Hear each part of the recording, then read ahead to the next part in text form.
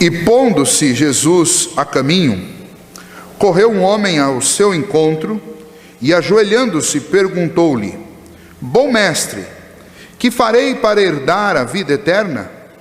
Respondeu-lhe Jesus: Por que me chamas bom? Ninguém é bom senão um, que é Deus. Sabes os mandamentos? Não matarás, não adulterarás, não furtarás, não dirás falso testemunho, não defraudarás ninguém, honra teu pai e tua mãe. Então ele respondeu: Mestre, tudo isso tenho observado desde a minha juventude. E Jesus, fitando-o, o amou e disse: Só uma coisa te falta. Vai, vende tudo o que tens, dá-o aos pobres e terás um tesouro no céu. Então vem e segue-me.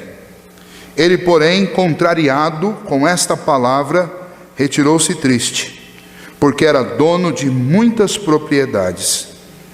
Então Jesus, olhando ao redor, disse aos seus discípulos: Quão dificilmente entrarão no reino de Deus os que têm riquezas.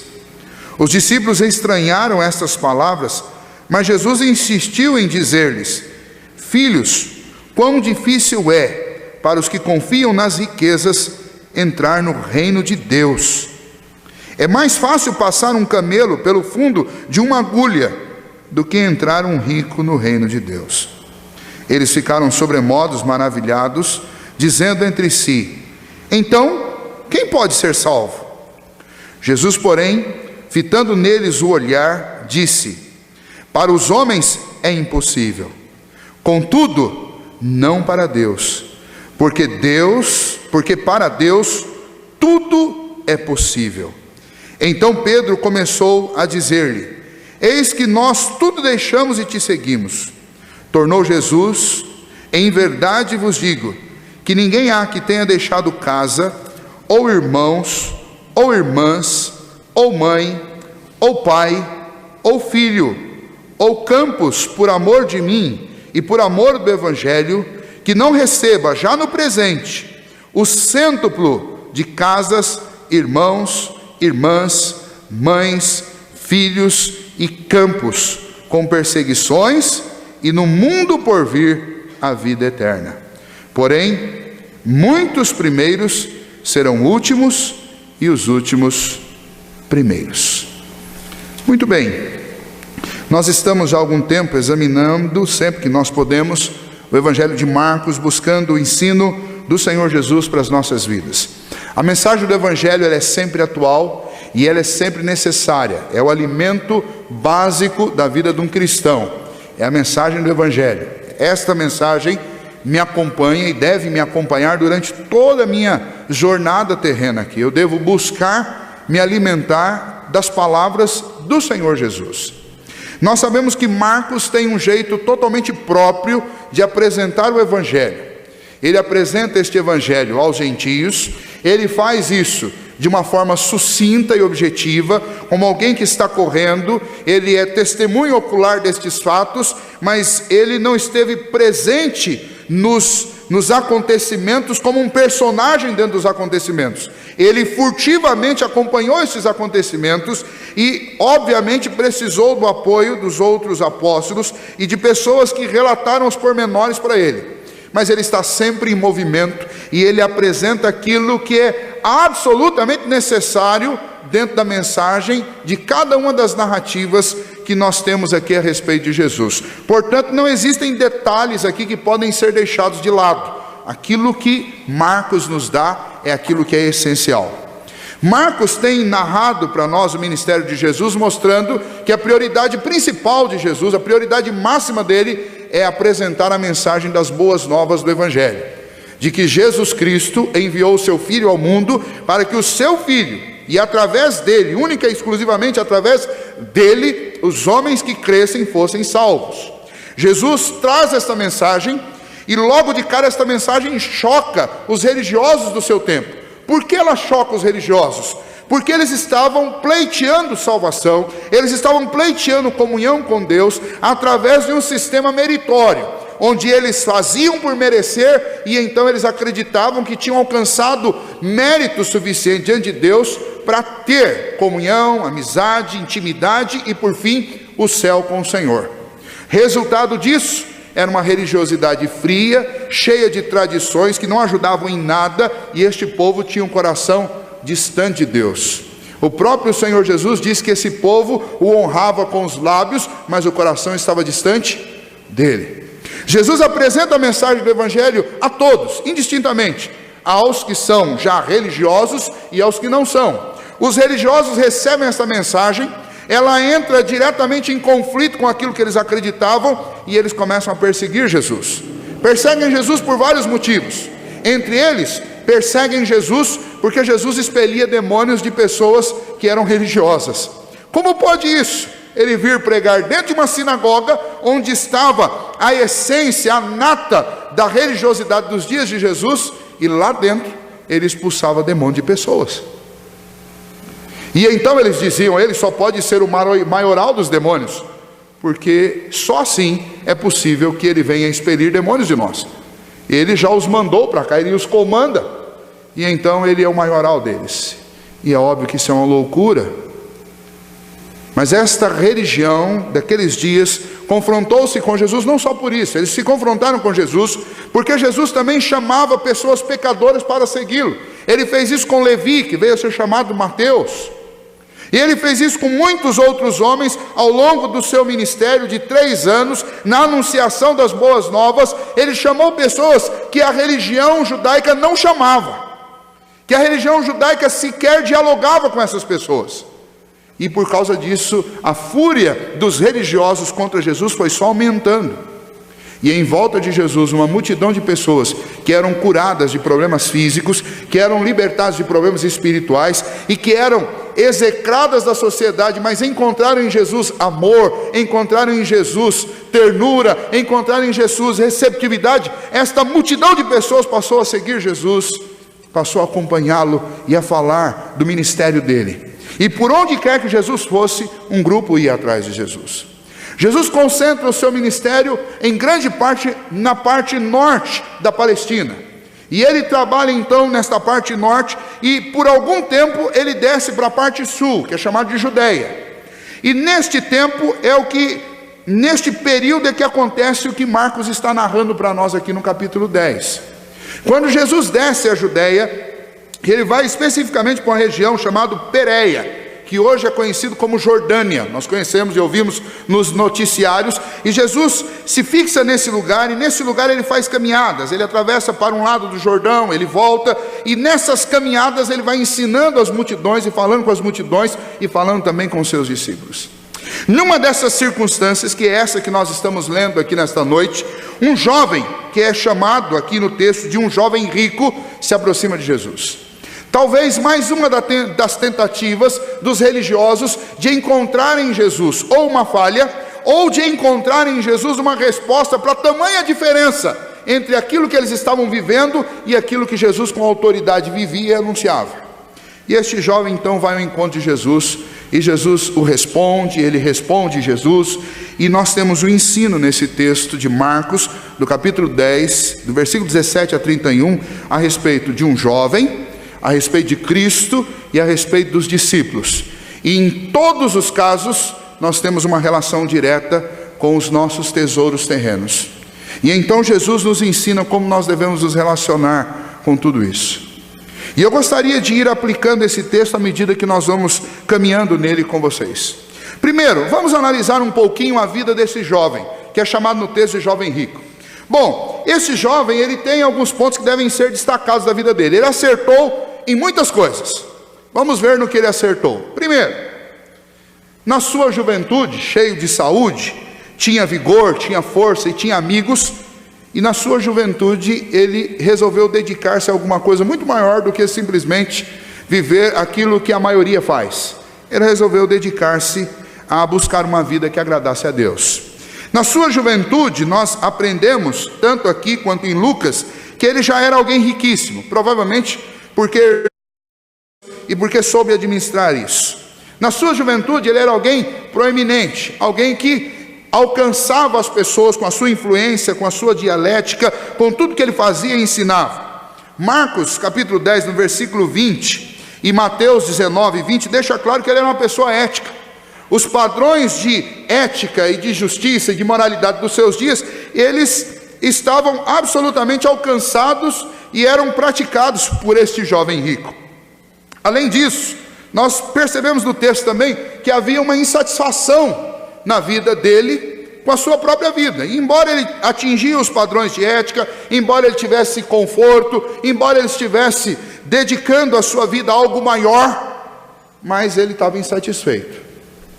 E a prova disso é que ele vem fazer esta pergunta ao Senhor Jesus: o que eu preciso fazer? O que eu preciso desenvolver na minha vida? O que ainda me falta? Essa foi a pergunta para ele, que ele fez.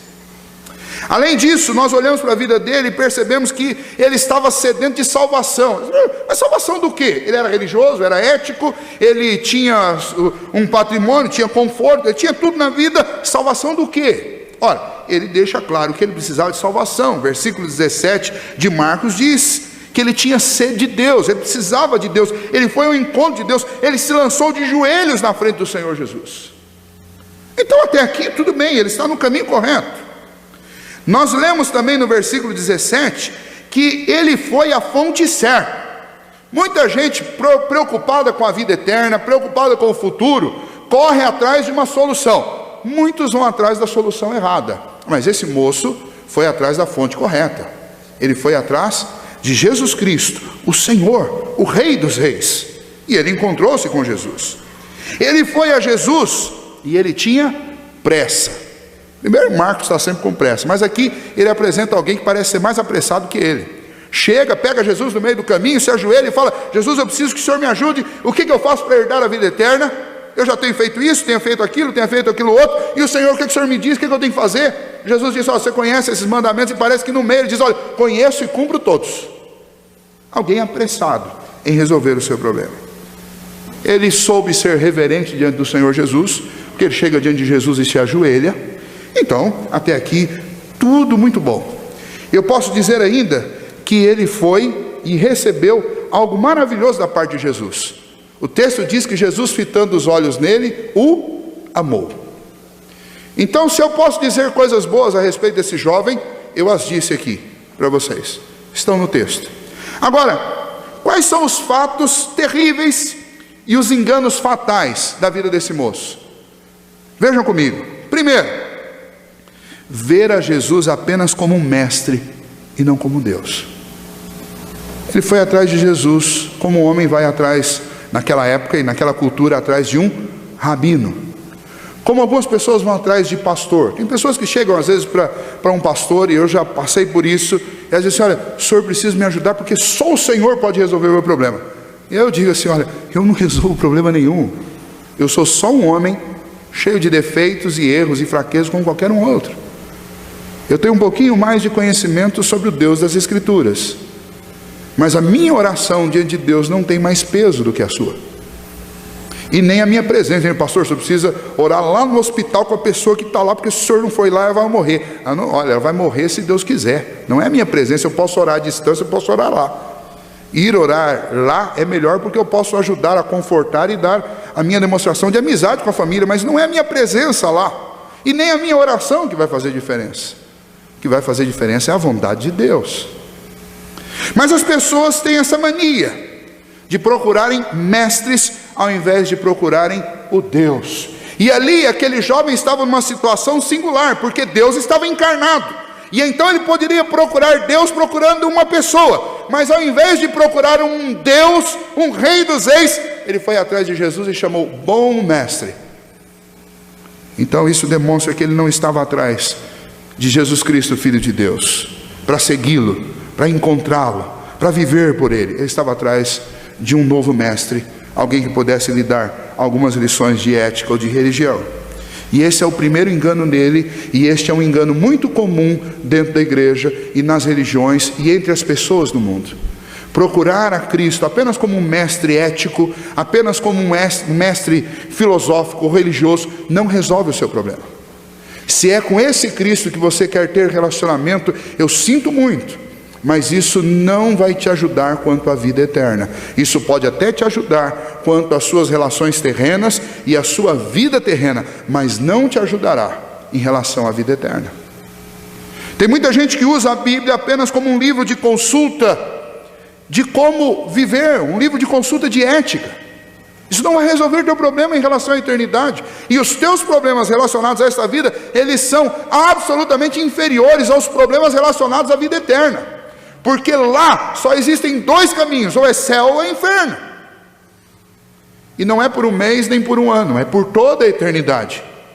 E todos os problemas aqui, eles se tornam pequenos quando nós encaramos esta verdade absoluta. E a única solução para este problema que nós temos, porque todos nós, por causa dos pecados, somos condenados à morte, e a não ser que Cristo nos salve da morte e do inferno, nós estaríamos perdidos. Então não adianta eu procurar Jesus ou as Escrituras apenas em busca de informações de ética ou de religiosidade. Eu preciso de uma solução espiritual para a minha alma. Eu preciso de uma solução jurídica para o meu problema. Eu preciso de um advogado diante de Deus, alguém que me represente diante dele. Mas este moço foi atrás de Jesus, atrás de um mestre. Segundo engano fatal da vida dele, ver a salvação como um sistema meritório e não como um presente da graça de Deus. Jesus disse: olha, você conhece os mandamentos? Ele disse: conheço e estou cumprindo todos. É como se ele dissesse assim: ó, se para ter a vida eterna o negócio é cumprir mandamento, então já estou lá, porque eu estou fazendo tudo certinho. E esse é o grande problema de muitas pessoas que acreditam que vão para o céu porque estão fazendo tudo certo. Seu desejo de ter a vida eterna era sincero, mas ele estava enganado quanto ao meio para alcançá-la.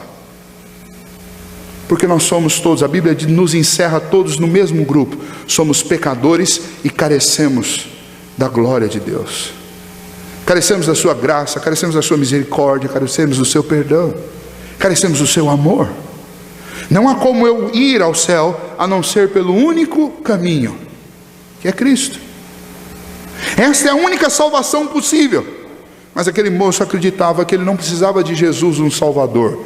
Ele precisava apenas de um guia que o ajudasse a cumprir os mandamentos. Terceiro engano fatal daquele moço: não tinha consciência de que ele era um pecador. Ele disse: Senhor, estou cumprindo tudo. Em outras palavras, está dizendo assim: eu sou um santo. Tirando fora os santistas, tem outro grupo aí que se acha santo. E aí não estou falando de time não, estou falando de um cara que se acha santo mesmo. Conversando há algum tempo atrás com uma pessoa, falou assim: olha, pastor, essas coisas que a maioria faz aí, eu não faço. Eu tenho vivido uma vida de santidade, eu tenho buscado. Eu falei: glória a Deus por isso, meu irmão. Eu espero que isso seja verdade, porque se você está pondo a sua confiança numa conduta que você chama de santa, você pensa bem, porque essa conduta ela não vai ser avaliada pelos padrões dos homens, ela será avaliada pelo padrão de Deus. E aí eu espero que você tenha bastante sorte, porque só sorte pode te ajudar. Porque quando eu comparo os meus padrões de justiça e de santidade com os padrões de Deus, a palavra de Deus diz que a minha justiça, ela não passa de trapo imundo, pano sujo de sangue. Então você não vai querer ter um encontro com Deus levando para apresentar diante de Deus os seus próprios méritos. Vida de santidade deve ser uma busca constante minha, mas sempre uma busca debaixo da minha dependência de Deus, entendendo que é Ele quem efetua em mim tanto querer quanto realizar, e entender que a santidade que me põe no céu não é a minha, é a santidade de Cristo. Entender que a justiça que me põe no céu não é a minha, é a justiça de Cristo. Mas esse moço se enganou. Por quê? Porque ele se achava bom demais. Ele não enxergava os seus pecados. E você fala assim: é um absurdo alguém não enxergar os seus pecados. Não, não é um absurdo não, isso é muito mais comum do que você imagina. Muito mais comum do que você imagina. Quarto erro desse moço: esse jovem rejeita Jesus quando Jesus lhe faz um teste. Jesus diz: ó, vai lá e vende tudo o que você tem, dá aos pobres e segue-me. O texto diz que esse rapazinho se entristeceu e foi embora. Primeiro a considerar sobre isso. Isso aqui não é uma regra, porque existem muitos homens, principalmente os patriarcas nas Escrituras, que foram homens riquíssimos. Deus não mandou que eles vendessem tudo que eles tinham para segui-lo. Mas Jesus, que trata-nos personalmente, ele sabia que havia um problema com o coração daquele moço. Não há problema nenhum em ser rico. O problema é quando você coloca a riqueza dentro do seu coração e coloca o seu coração nas riquezas. Aí sim, aí você está com um problema gravíssimo. E eu preguei sobre isso alguns meses atrás, e quando eu falei sobre isso, eu disse que riqueza aqui são tesouros. Necessariamente, você não precisa ser detentor de uma fortuna. Basta que você tenha algumas joias, algumas coisas que para você sejam verdadeiros tesouros. Quem já assistiu o filme Senhor dos Anéis, basta que você tenha alguma coisa que você chama de meu precioso, e chega e enche a boca para falar. Eu contei a história de, acredito que um parente do Sr. Josias, que perdeu umas ferramentas lá, ou alguém pegou, alguém mexeu lá, e falou: essas são as minhas joias. Isso mesmo, né, Sr. Josias? Minhas joias. Mas cadê suas joias? Aí tirou lá, era um martelo, né? Um martelo, um serrote, umas ferramentas. Por que é a joia? Porque é um tesouro. E nós temos os nossos tesouros. Quando nós colocamos o nosso coração nos tesouros, aí nós estamos com um grave problema. E o que Jesus percebeu naquele moço é que aquele moço tinha um problema muito sério. Ele estava tentando sim cumprir todos os mandamentos, provavelmente ele estava tendo uma nota acima da média em tudo, mas tinha um lugar em que ele não conseguia, e Jesus vai mexer exatamente neste lugar. Então Jesus não está pondo uma regra aqui, que todo rico tem que vender tudo que tem e dar aos pobres e seguir Jesus. Não, a regra não é essa. A regra é: não ponha o seu coração nas suas riquezas. Esta é a lei, este é o princípio, este é o preceito. E Jesus usa esse preceito para escancarar o problema daquele moço. Jesus diz para ele: olha, vende tudo que você tem, dá aos pobres e me segue. Você não quer a vida eterna? Então você sabe que a vida eterna é melhor do que a vida terrena. Então não tem problema, abra mão de tudo que você tem, se desprenda e vem comigo. E o texto diz que o rapazinho saiu entristecido de lá. Engano fatal: trocar Cristo pelos seus tesouros, sejam eles pessoas, sejam eles coisas valiosas, ou sejam eles bugigangas que não tem valor nenhum. Trocar Cristo por um tesouro é algo muito grave. E o que nós podemos falar da vida desse jovem rico? Esse jovem rico, ele teve uma grande oportunidade, mas ele simplesmente deixou passar. E nós não sabemos se depois houve alguma conversão na vida dele, porque Marcos, nem Lucas e nem Mateus falam mais nada sobre ele. O único ponto que nós temos a favor para crer que alguma coisa ainda aconteceu na vida dele é a frase que Marcos diz que Jesus o fitou e o amou. E então isso me leva a crer que ninguém que o Senhor ama de todo o coração se perderá. Alguma coisa talvez tenha acontecido na vida daquele moço. Mas continuando o texto, este é o moço. Cuidado, não se encaixe nesse perfil. Se você se encaixou nesse perfil, eu aconselho você que comece a orar já e peça ao Senhor que mude o seu coração. Mas vamos olhar o segundo personagem da história, Jesus. Quem é Jesus? Nós já sabemos muitas coisas sobre Jesus, mas nesse texto aqui nós vemos como Jesus tratou aquele moço. Primeiro, Jesus parou e ouviu o que aquele moço tinha a dizer. Tinha todos os motivos para não fazê-lo, porque os religiosos perseguiam Jesus. Jesus estava descendo para a Judeia, estava na Pérea, e neste lugar Jesus sabia que ele seria perseguido, e ali o prenderiam, e dali ele caminharia para a sua morte, morte de cruz. E aquela poderia ser muito bem uma armadilha dos religiosos, dos judeus, para prender Jesus. Mas ainda assim Jesus continuava andando no meio das multidões, continuava falando com pessoas, e continuava falando com pessoas que o perseguiam, com grupos que eram inimigos seus, como este moço religioso. Jesus parou e o ouviu. E este ponto para mim é um ponto muito fundamental e muito importante, principalmente para nós que estamos vivendo num mundo em que ninguém quer ouvir mais ninguém. Ninguém tem paciência para ouvir ninguém. Ninguém tem paciência para parar, para dar atenção para as pessoas. Mas Jesus sempre foi o contrário de nós nesse quesito. Jesus tinha tempo para todos que o procuravam. E Jesus tinha atenção para todos que pediam. E aí Jesus ouve esse moço.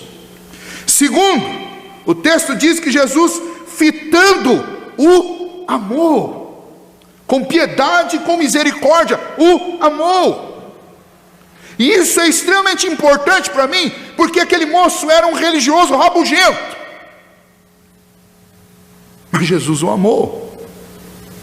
Aquele moço não era pior do que nós, talvez nem melhor, mas o fato é que o amor de Jesus, ele é sem medida, e o amor de Jesus é demonstrado àqueles que o procuram.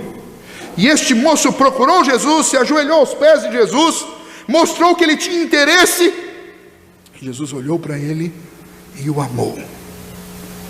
E aqui também há algo fundamental e de fundamental importância para a minha vida e para a sua. Quando Jesus põe os olhos em você, Ele não tem outro olhar para você senão um olhar de amor. Foi assim que Jesus tratou as pessoas com as quais Ele se encontrou. Estou lendo um livro de Kistemark e ele fala sobre os encontros de Jesus, e é maravilhoso isso, porque em todos os encontros de Jesus, Jesus demonstra amor, Jesus demonstra serenidade, Jesus demonstra que Ele está receptivo a essas pessoas. E este moço aqui teve um encontro com Jesus, e Jesus não o tratou de qualquer jeito. O Senhor Jesus não foi grosso com ele, o Senhor Jesus não foi estúpido com ele, o Senhor Jesus não foi insensível com ele, mas Jesus o amou. E provavelmente Jesus viu aquela busca, ainda que enganada, daquele moço, porque ele estava buscando coisas que não eram as mais importantes que Jesus tinha. Ele estava buscando um mestre quando Jesus era um Senhor, Rei, Salvador. Ele estava buscando salvação através de méritos quando Jesus tinha salvação graciosa para ele. E em meio a todos aqueles enganos, o Senhor Jesus olhou para ele e o Senhor Jesus conseguiu amá-lo.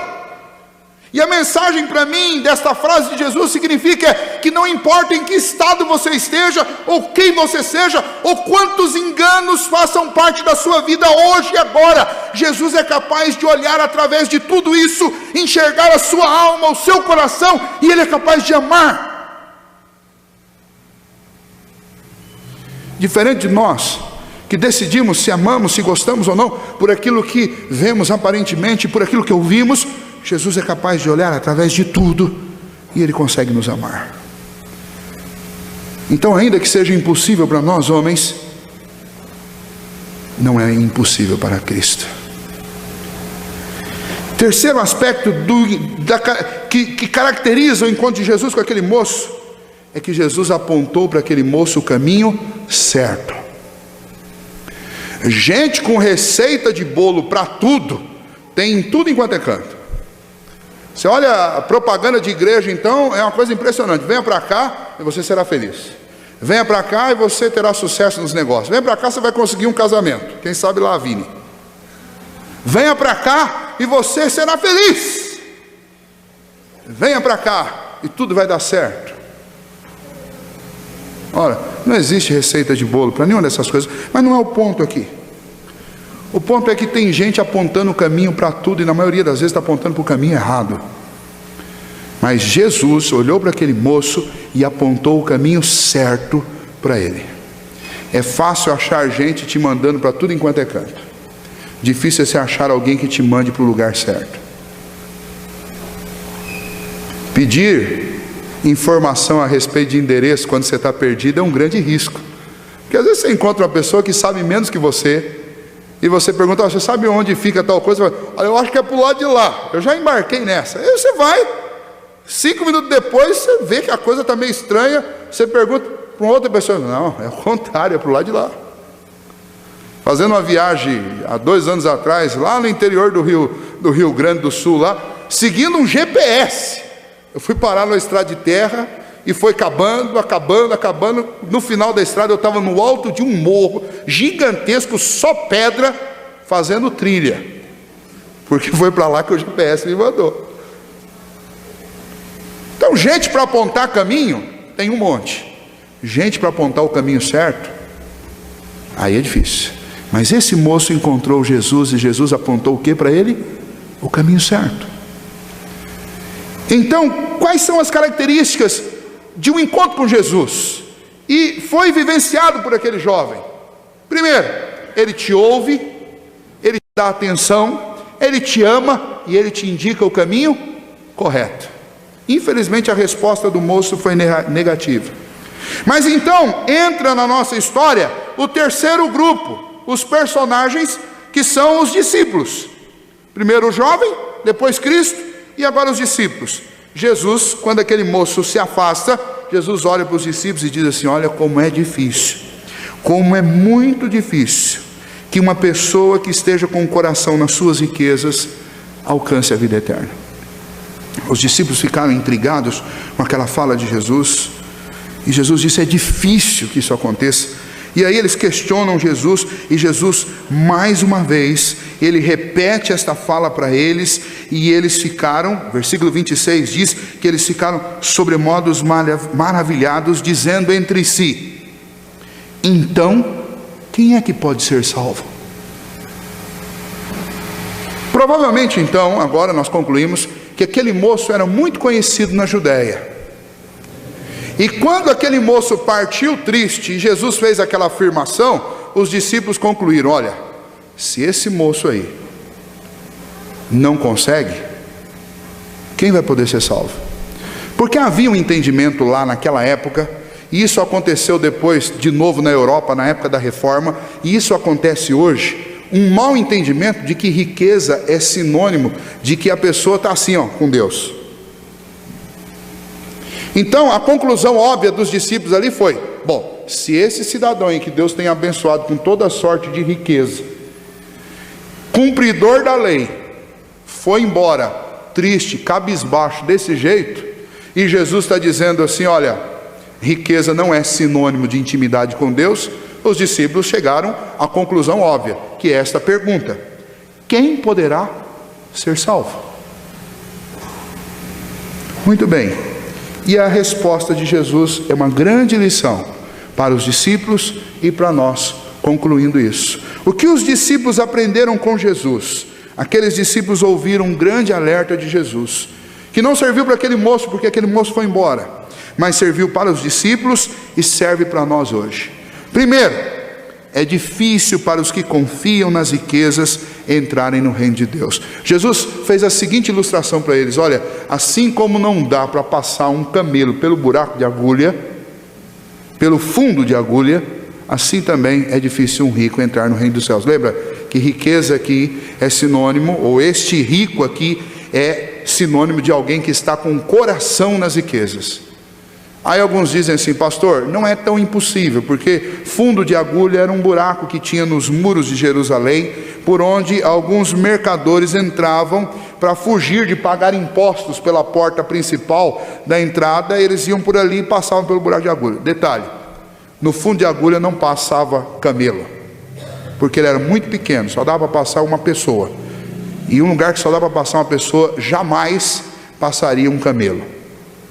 Segundo, se a comparação for com um fundo de agulha dessa que você tem em casa, não vai mudar, porque a impossibilidade é igual, não passa de jeito nenhum, só fatiado em pedaços. A diferença é o tamanho do pedaço, mas não passa. Então o que Jesus estava dizendo e os discípulos entenderam?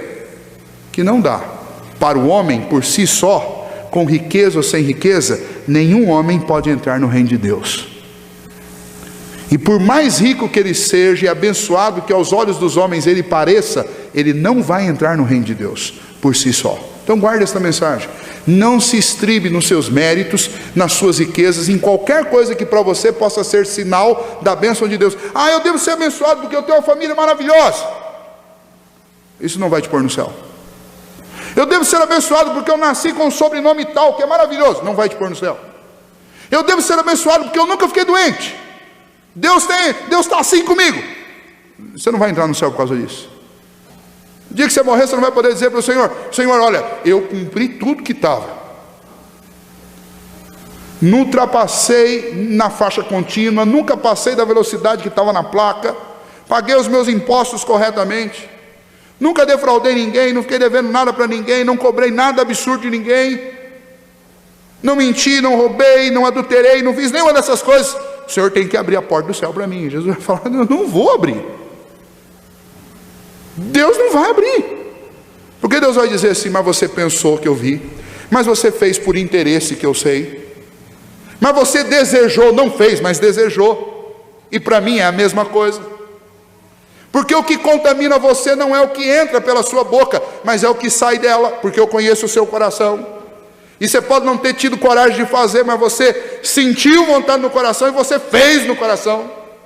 É por isso, por essas e outras você não vai entrar.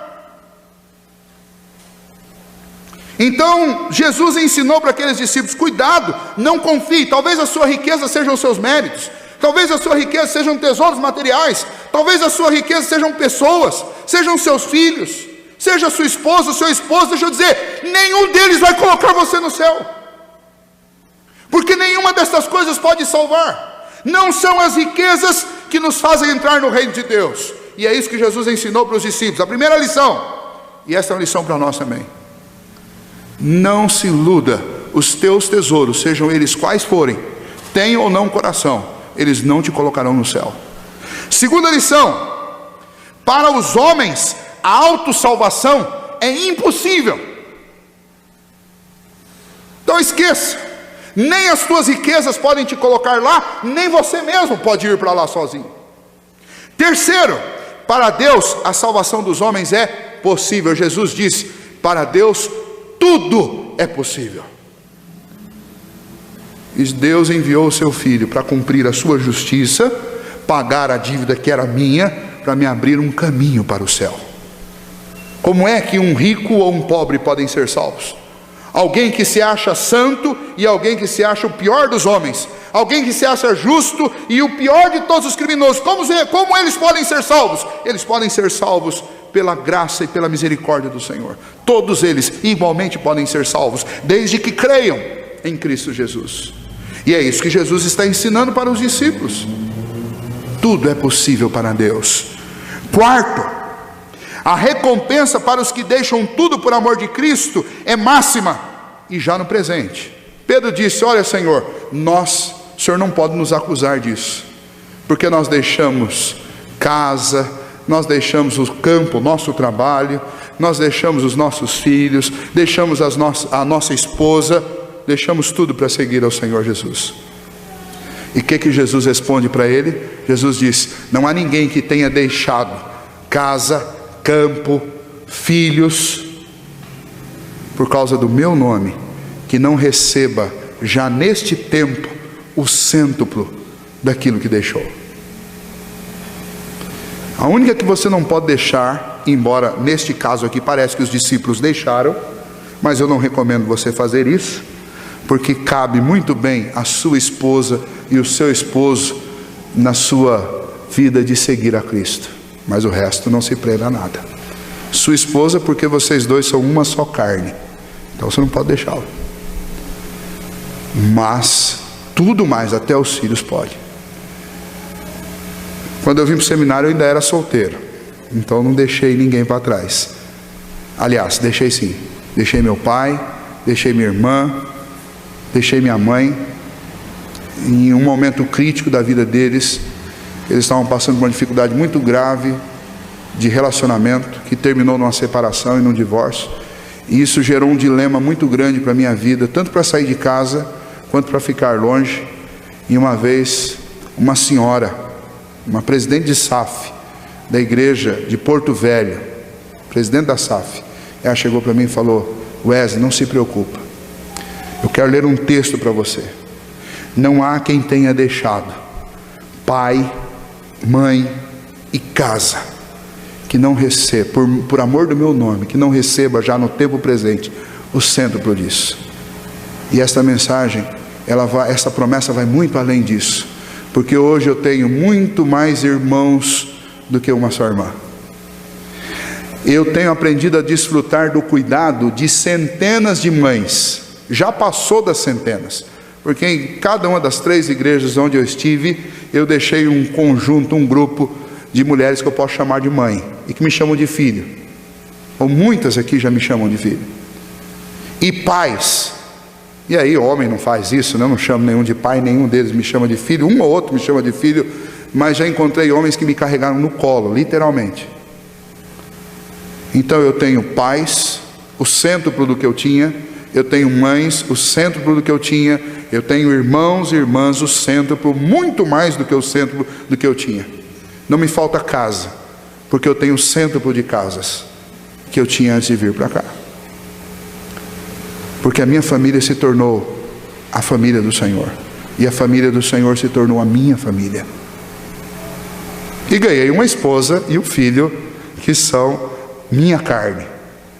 Estas bênçãos todas o Senhor nos dá no reino de Deus. E Jesus respondeu isso. E por que Jesus respondeu isso? Porque este é o contraponto de colocar o coração nas riquezas. É quando você abre mão de tudo para poder se entregar a Cristo e a segui-lo. E você não precisa ser pastor ou missionário para fazer isso, porque isso daqui não tem a ver simplesmente com o ministério. Isso aqui tem a ver com Cristo e com o seu relacionamento com Ele. Você não precisa mudar de cidade, nem ir para um seminário, mas você precisa, todos nós precisamos abrir mão, nos desprender das coisas e das pessoas para servir a Cristo. E Cristo vai nos reenviar às pessoas e às coisas. E Ele vai nos dar tudo o que nós precisamos. Porque a palavra de Deus diz: buscar em primeiro lugar o reino de Deus, e todas as demais coisas, todas estas coisas vos serão acrescentadas. Então a nossa questão é uma questão de entendimento, porque a recompensa, a promessa que o Senhor tem para nós, ela é muito maior do que as coisas com as quais nós estamos nos deixando aprisionar. Por isso, quando eu falei sobre a questão da distribuição de Bíblia, eu falei sobre isso. E talvez você está apegado a alguma coisa com medo de perdê-la, e você está perdendo muito. Não sei se vocês conheceram a história, mas eu ouvi e cresci ouvindo várias vezes essa história de uma criança que estava com a mão presa numa grade de bueiro. E por que ela estava com a mão presa na grade do bueiro? O bombeiro chegou e ninguém conseguia tirar a mão dela. E então o bombeiro perguntou para ela: o que você está segurando? E a criança disse: eu estou segurando a minha moeda, que caiu, mas eu enfiei a mão, consegui pegá-la, mas eu não consigo tirar. E aí o bombeiro disse para ela: se você não soltar a sua moeda, eu terei que cortar a sua mão, porque não há como tirá-la daí. E aquele menininho ficou olhando e calculando o que era mais importante, a moeda ou a mão. E então, com tristeza, ele abre a mão, a moeda cai e a mão dele sai. Aquilo que você está segurando, aquilo que está te prendendo, não tem a menor dúvida, tem menor valor do que o que Deus tem prometido para você. Vou repetir: aquilo ao qual você está agarrado com todas as suas forças é de menor valor do que aquilo que Deus tem prometido para você. Se você esquecer tudo o resto que eu estou falando aqui nessa noite, não tem problema, mas guarde isso. Porque aquele moço, ele ficou com as mãos agarradas às suas riquezas. Mal sabia ele que o que Deus tem para nos oferecer é infinitamente maior do que qualquer coisa que eu possa imaginar. E ele abriu mão disso por causa de alguns ouros e alguns campos e alguns tesouros que ele possuía. E eu espero em Deus que ele tenha tido a oportunidade de rever isso.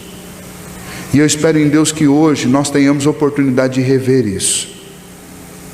Porque eu não posso perder os tesouros de Deus prometidos para a minha vida por causa de uma ou outra coisa que eu estou tentando segurar com as minhas próprias forças. Não é assim que funciona no reino de Deus. Por fim, Jesus termina dizendo para aqueles discípulos que toda altivez será corrigida. Não basta começar bem, não basta começar bem, é necessário perseverar e prosseguir bem.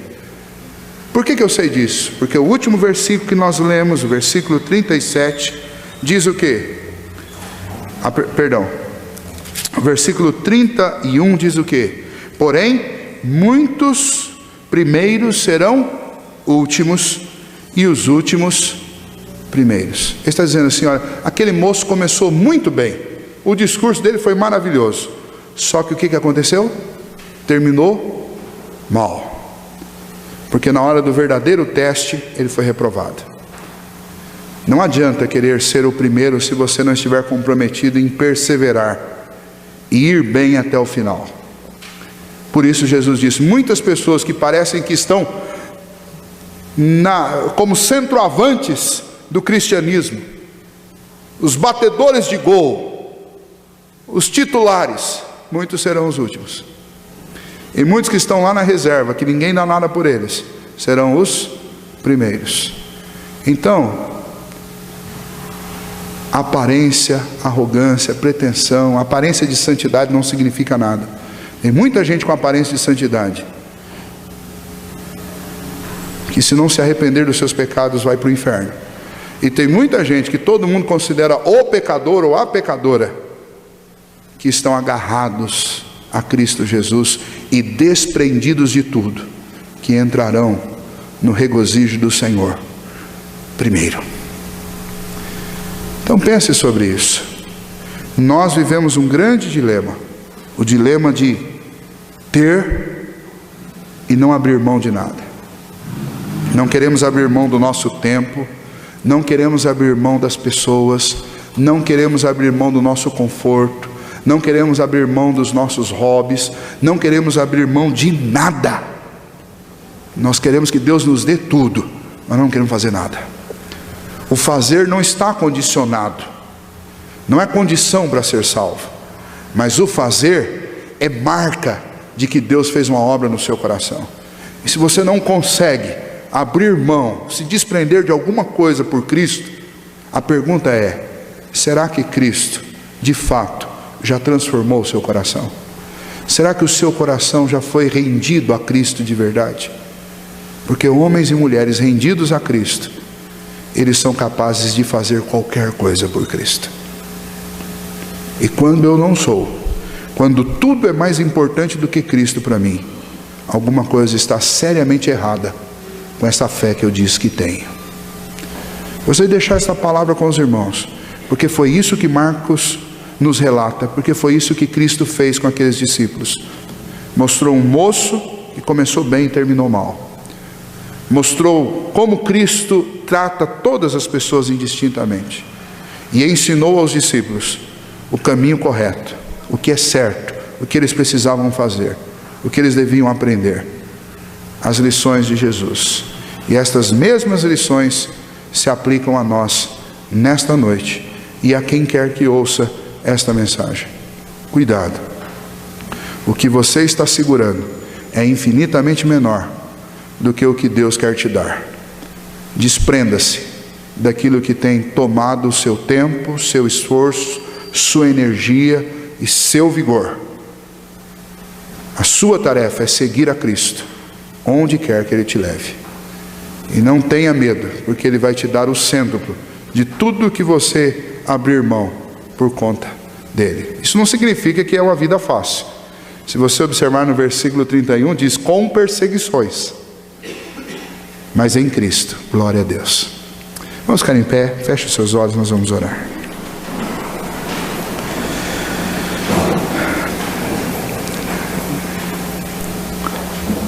Senhor nosso Deus, nós erramos em muitas coisas. Entre elas, colocamos o nosso coração no lugar errado. Entregamos o nosso coração a pessoas, a coisas, a tesouros particulares nossos. E são esses tesouros particulares nossos que nos distanciam do Senhor. Como aquele moço que recebeu o olhar de amor de Cristo Jesus, que ouviu a orientação segura de Cristo Jesus, mas ainda assim foi embora triste, porque Jesus o desafiou a se desprender daquilo que dominava o seu coração. Ó Deus, nesta noite ajuda-nos, é o que nós te pedimos. Que o Senhor, pelo teu infinito poder, pela ação do teu Espírito em nós, e o Senhor, ó Deus, promova em nós, ó Pai, uma santa separação. Que nós consigamos, ó Deus, nos desagarrar daquilo, ó Deus, que tem seduzido e ganhado o nosso coração. E que nós, ó Deus, abracemos com toda a nossa força e de toda a nossa alma a Jesus Cristo, teu Filho amado.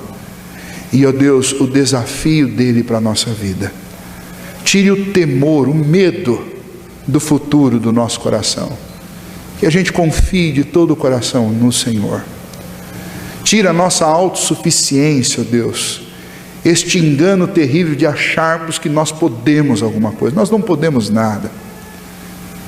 Ajude, ó Deus, cada um de nós a sabermos que não existe investimento melhor e maior em toda a nossa vida, em toda a jornada humana, do que investir o nosso tempo, a nossa força, o nosso coração, o nosso intelecto, o nosso amor no Senhor.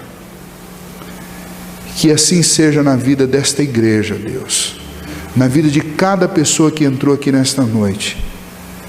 E se, ó Deus, nesta semana nós formos desafiados, como o Senhor fez com aquele moço, que o Senhor nos dê a vitória, Pai. Que nós consigamos de fato nos desprender e dedicarmos a nossa vida e o nosso tempo ao Senhor e à Tua obra. O Senhor nos dará muito tempo, uma eternidade inteira, para descanso e deleite na Tua presença. Aqui, ó Deus, é um tempo de trabalho, um tempo de escassez, é um tempo de luta, é um tempo de perseguições, é um tempo de combate. Nós não podemos nos esquivar, ó Deus. Temos uma missão a cumprir. Que nada nos impeça de cumprir esta missão. É a oração que fazemos ao Senhor nesta noite. Enquanto isso, ó Deus, continue a guardar, preservar e ajudar a nossa família, os nossos amigos, as pessoas que amamos, as pessoas, ó Deus, com as quais temos contato o tempo inteiro. Que o Senhor nos ajude a saber que não somos nós que garantimos o bem-estar delas, mas é o Senhor. Por isso, ó Deus, ajude-nos, ó Pai, a nos desprendermos, sabendo que o Senhor tem algo muito maior para nós. E que assim, ó Deus, nós sejamos dirigidos e abençoados por Ti, e que o Teu nome seja glorificado na nossa vida. Em nome de Jesus que oramos, amém.